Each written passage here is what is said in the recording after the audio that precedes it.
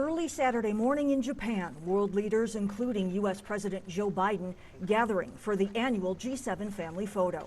This year, the G7 countries are seeking common ground on a host of global issues. One is how to confront Beijing's growing military and economic influence, plus ways to help Ukraine in the war against Russia. F-16's fourth-generation fighter aircraft are part of that mix. The obvious first step there is to do the training. Ukraine's President Volodymyr Zelensky, who made a dramatic entrance at the summit, is expected to meet face-to-face with President Biden on Sunday.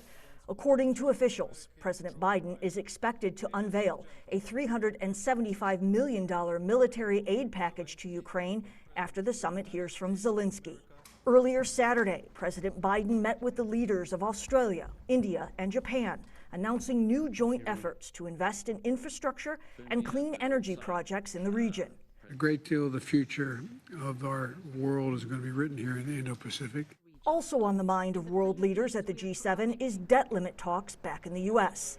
On Friday, a meeting between top debt ceiling negotiators from the White House and House Speaker Kevin McCarthy ended with neither side able to say when they'd meet in person again.